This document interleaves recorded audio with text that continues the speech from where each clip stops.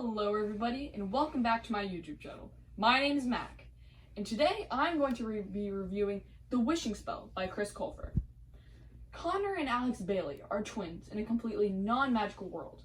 Both the brother and the sister are students in the 6th grade.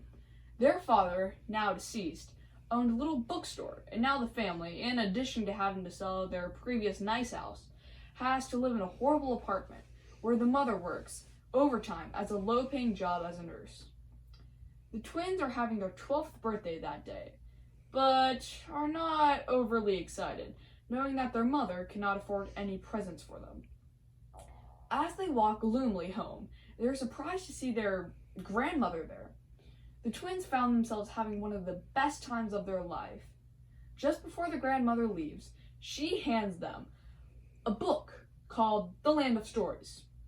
Soon after, the book begins to glow, and Alex begins to drop objects in, only to say they don't return.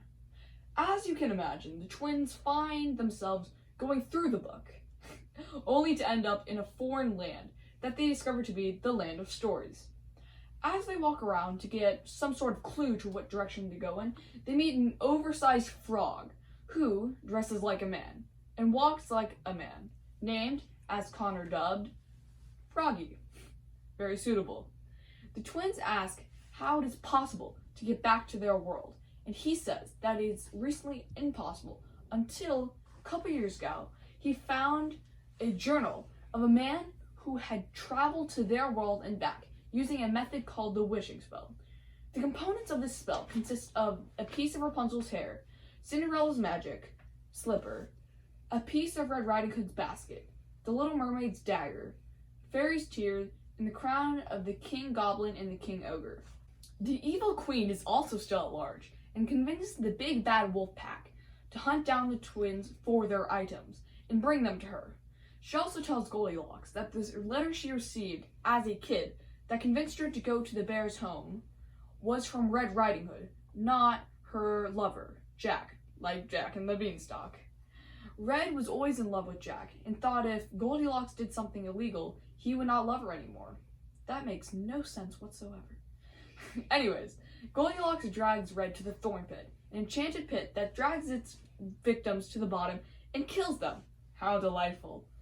The twins and Froggy intercept just in time to stop her from killing Red out of revenge, only to be captured by the big bad wolf pack and taken with the items they worked so hard to get to the evil queen. As the queen sets up the items, Connor throws the vial of fairy tears against the wall, shattering the glass. Alex asks why she's doing this, and the queen tells them their sad story. Her name was really Evely, and she fell in love with a man, but an evil witch, who we learn is the enchantress, traps the man in a mirror. Everything the queen has done was to try to get that man out of the mirror, and the wishing spell will try to help him get out. This story causes Alex to cry, and the queen uses her tears to activate the wishing spell.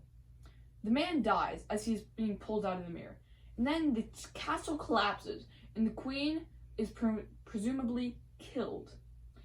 The twins, Red, and Goldilocks escape. The next day, the fairy godmother summons them, and it turns out that she is their grandmother. They all return home. The end. I have to say that when my sister suggested this series to me, I was assuming that this was just another silly series that she was reading.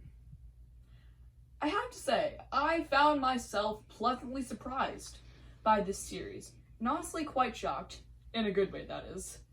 This is everything that I could hope for in a fairy tale book, and I completely loved it. The story was well thought out, the plot was well constructed. My only problem was that the background of each one of the characters could be a little bit more in depth.